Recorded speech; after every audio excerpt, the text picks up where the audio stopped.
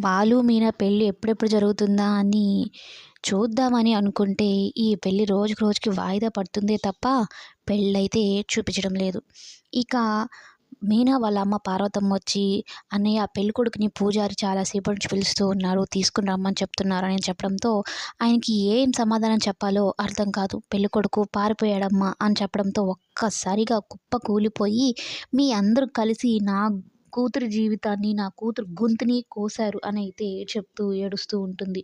పెళ్లి పీటల మీద ఒక ఆడపిల్ల పెళ్లి ఆగిపోతే ఆ తల్లిదండ్రులకి ఎంత బాధగా ఉంటుంది. మా వెంట పడి పడి మా గొంతు కోయడానికే మీరు ఇంత దాకా తీసుకొని వచ్చారు అనైతే అంటూ ఉంటే, ఇంతలో మీనా వస్తుంది. "ఏమైందమ్మా" అంటే, "పెళ్ళికొడుకు పారిపోయాడంటమ్మా" అని చెప్పడంతో, ఇక ఈ ప్రభావతి కాస్త కూడా జాలి చూపించకుండా, ఇదో ఈ పూలు అమ్ముకునే అమ్మాయిని పెళ్లి చేసుకోవడం ఇష్టం లేక, వాడి చదువుకి, వాడి స్థాయికి తగ్గ అమ్మాయి కాదని వాడు ఇలాంటి పని చేశాడు.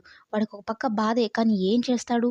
వెళ్ళిపోయాడు పాపం. నా కొడుకు అమాయకుడు అన్నట్టు మాట్లాడుతూ ఉంటుంది. ఇంకా ఆ మాటలైతే తట్టుకోలేక మీనా అక్కడి నుంచి పరిగెత్తుకుంటూ వెళ్ళిపోతూ ఉంటుంది. సత్యంకి ఏం సమాధానం చెప్పాలో, వాళ్ళని ఎలా ఓదార్చాలో అర్థం కాదు. ఓ పక్క మాటిచ్చేశాడు. అందులో సాంబయ్య చివరి కోరిక.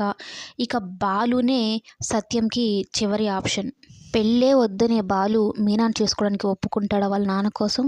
అసలు బాలు అంటేనే ఇష్టపడని మీనా ఆ పెళ్లి చేసుకుంటుందా లేదా అనేది నెక్స్ట్ ఎపిసోడ్స్‌లో చూద్దాం.